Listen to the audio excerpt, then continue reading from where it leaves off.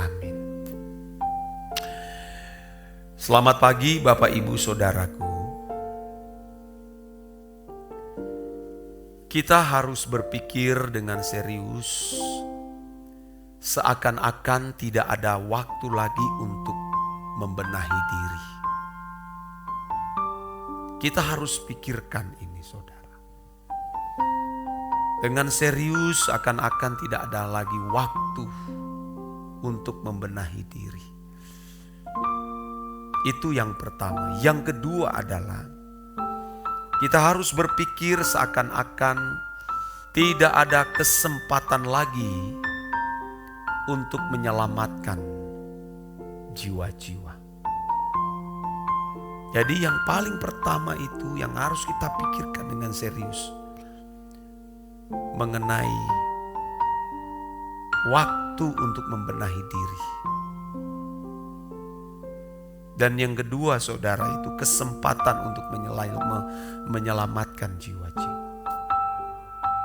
Kita harus pikirkan dengan serius. Karena bisa terjadi, saudaraku, tanpa kita prediksi, dunia ini pasti bisa mengalami bencana. Entah karena perang, kelaparan,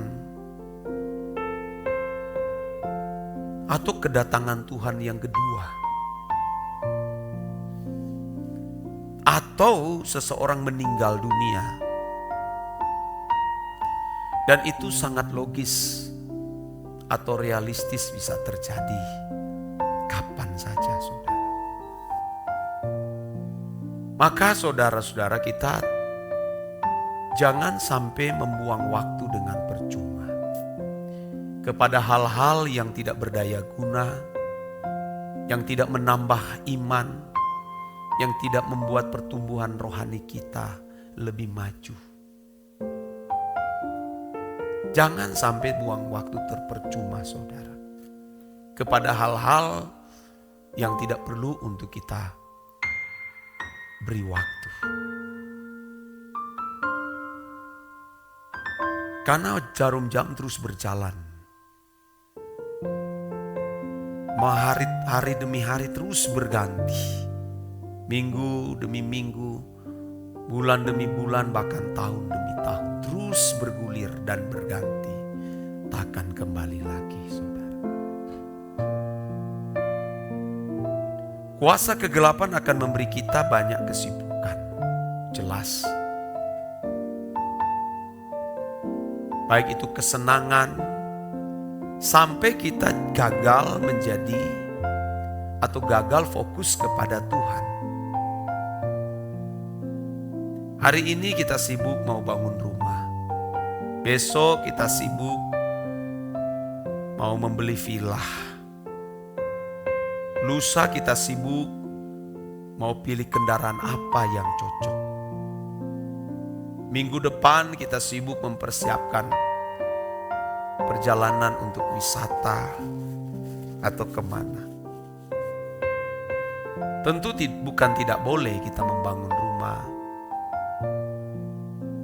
memilih kendaraan yang sesuai dengan kebutuhan, atau menyediakan waktu ke tempat wisata.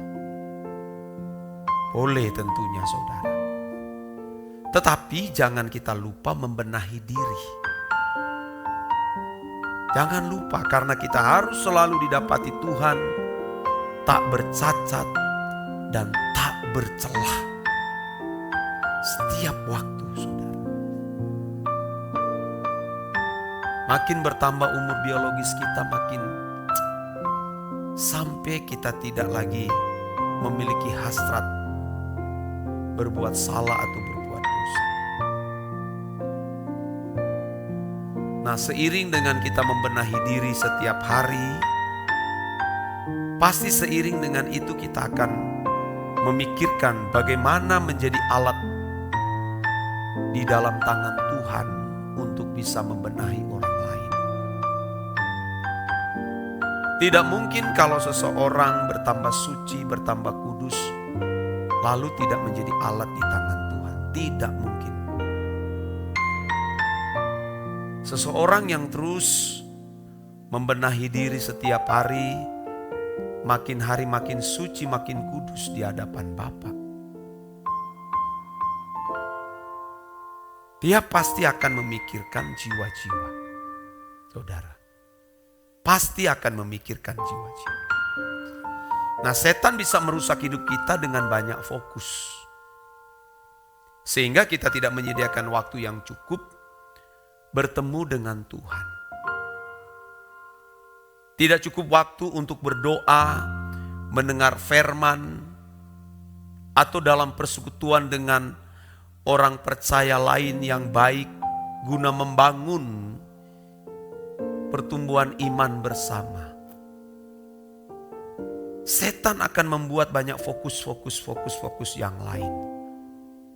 Sehingga kita kehilangan waktu. Bertemu dengan Tuhan di ruangan doa, baca firman, mendengarkan firman. Ini bahaya, saudara.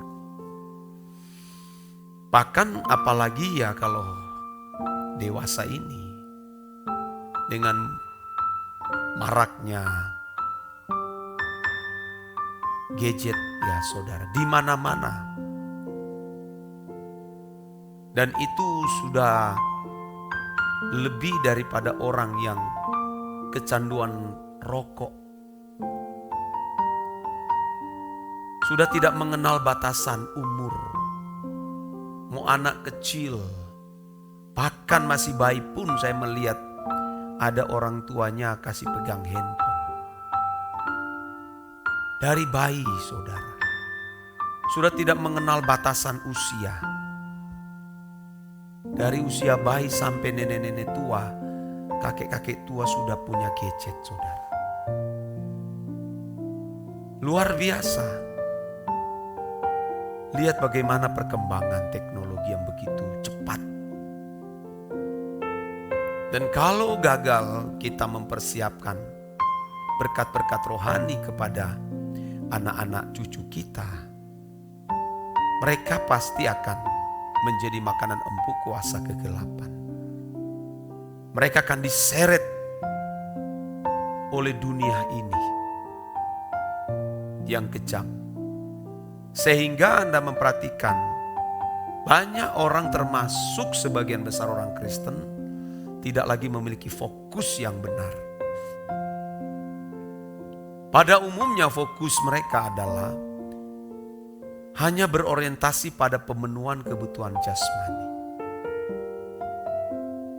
Tidak lagi fokus mengenai manusia batinia ini, bagaimana berdiri di hadapan tahta pengadilan Allah.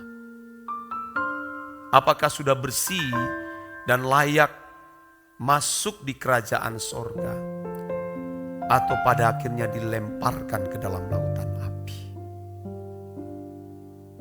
Orang tidak peduli lagi, saudara. Nah, kita harus punya beban ini.